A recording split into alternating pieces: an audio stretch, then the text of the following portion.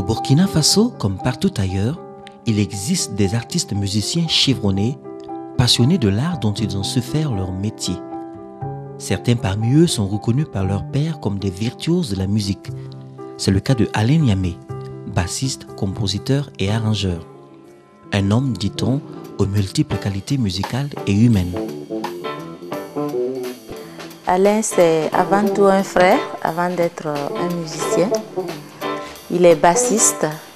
C'est l'un des meilleurs bassistes que nous avons présentement au Burkina. Alain, c'est quelqu'un qui a du talent et le travail qu'on a effectué ensemble a été tellement bien fait et je bénis le Seigneur pour cela. Il m'a beaucoup marqué par son humanisme et par sa sagesse et en plus par sa modestie parce que c'est quelqu'un qui est doté vraiment d'une grande connaissance musicale mais vraiment qui ne joue pas avec ça, quoi. C'est quelqu'un de très rigoureux en matière de travail. C'est quelqu'un qui est méticuleux. Tout ce qu'il joue, tout ce que les autres jouent, il écoute beaucoup les autres et il aime les choses bien faites. Et puis bon, au niveau des arrangements aussi, il propose des choses qui sont très bien. J'apprécie énormément son boulot.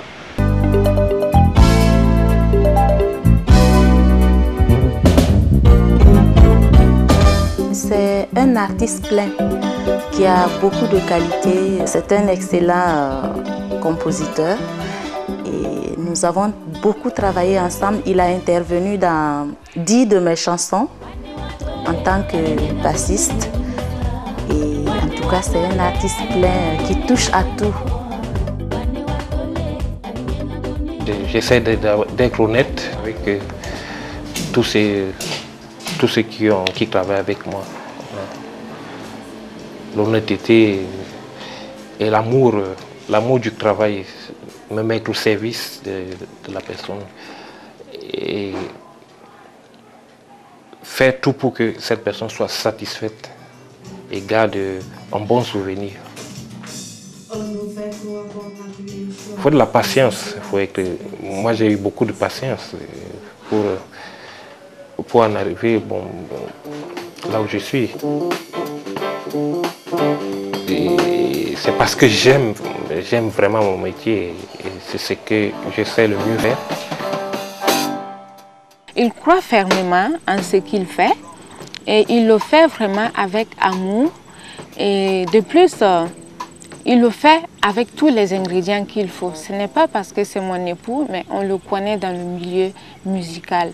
Et il n'aime pas l'à peu près. On nous fait croire qu'on n'a plus le choix, que ça sera chacun pour soi. Dans ce cas, qui priera pour nous qui sommes nés dans la pauvreté, grandis dans la misère, indiqués par la galère, quel mauvais souvenir de ma vie. J'aime m'appliquer et je n'aime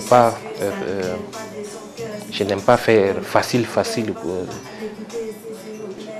J'aime éprouver du plaisir à entendre ce que j'ai fait.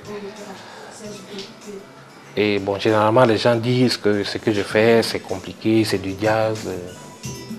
Moi, j'essaie juste de faire de belles choses, quoi. Faut que tu saches que ça ne vient pas de son cœur, c'est sa bouche qui gueule. Balance le monde dans un tremblement de terre et c'est à mettre le monde en péril. En 1999, l'artiste musicien au sommet de son art et fraîchement marié apprend une terrible nouvelle qui va changer le courant de sa vie. Alain découvre que lui et son épouse Piane sont séropositifs.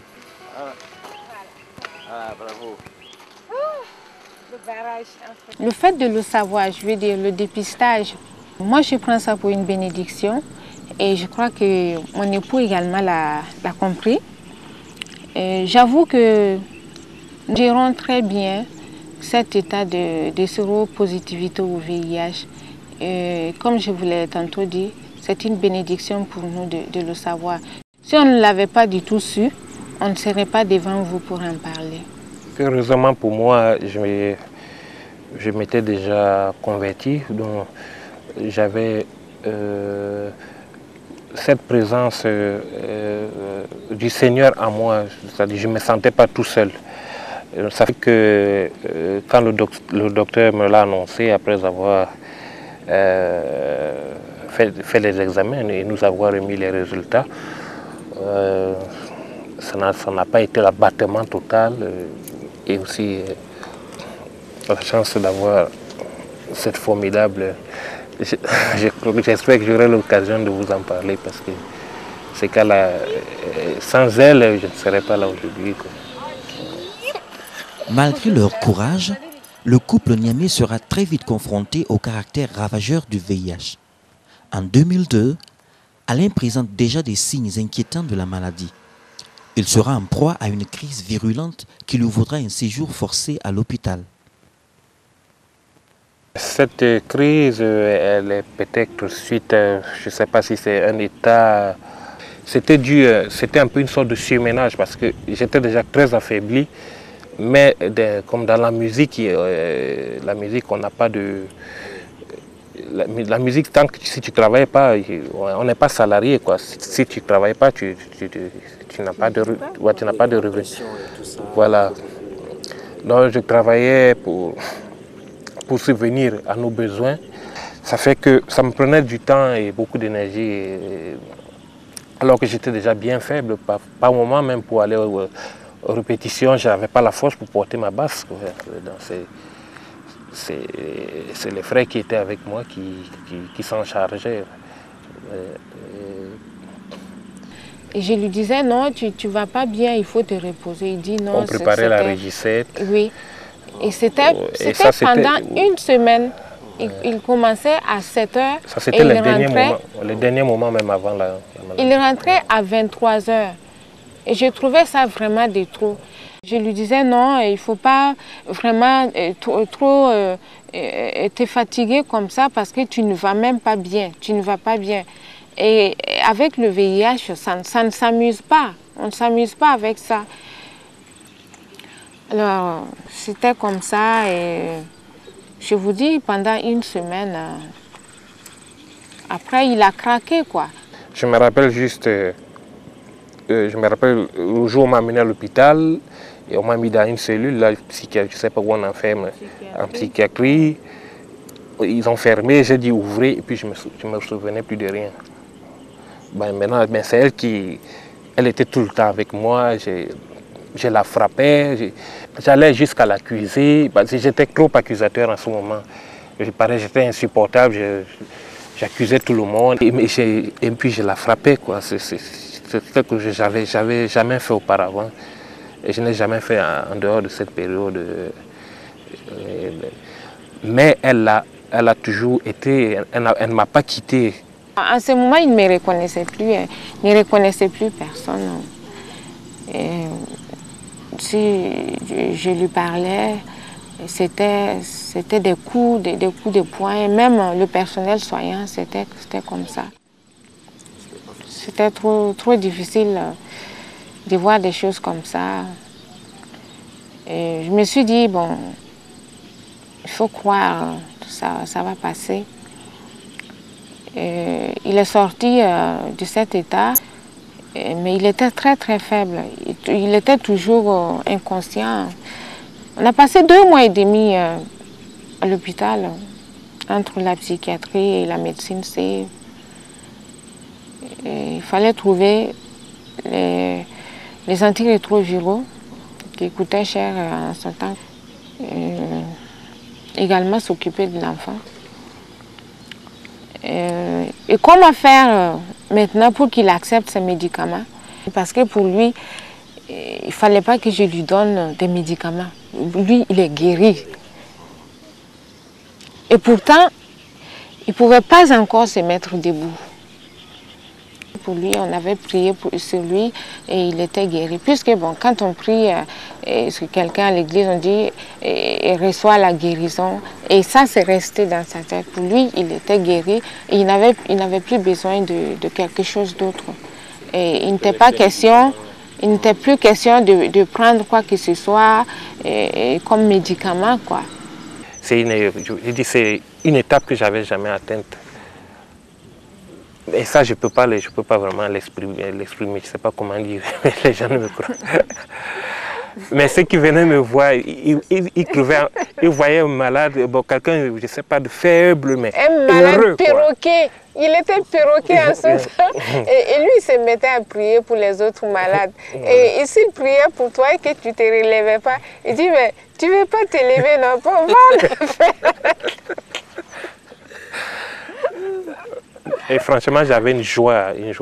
Et ceux qui venaient me voir, même quand j'étais inconscient, ils repartaient plutôt joyeux, quoi. On voit quelqu'un...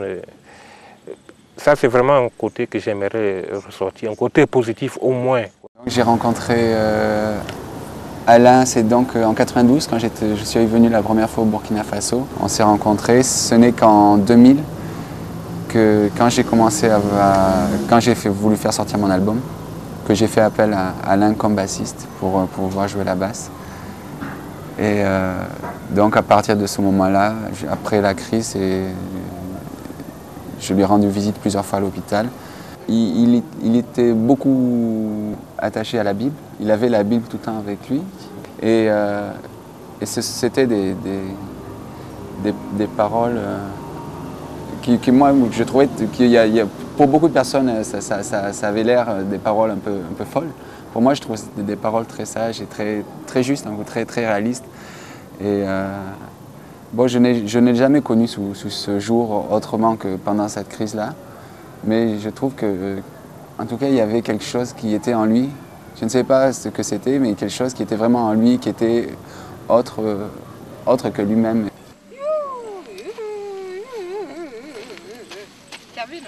Et je trouvais que le moment n'est pas encore venu et qu'il fallait l'aider d'une façon ou d'une autre. Et pour le convaincre de prendre les médicaments, je lui disais ces produits, c'est les enfants de Dieu qui les ont produits, qui les ont fabriqués. Et ils ont eu l'onction de Dieu, ils ont eu la foi en ce qu'ils faisaient. Ils ont cru en leur travail. Et c'est Dieu qui leur a donné cette force. Il fallait que je trouve cette potion-là pour qu'il arrive à accepter les médicaments. Et il était vraiment une phase vraiment gravataire, tertiaire du VIH. Il a fallu ça pour vraiment l'aider à le remonter. Et ses défenses étaient tellement basses que même les médecins n'y croyaient plus. Il y en avait qui n'y croyaient plus.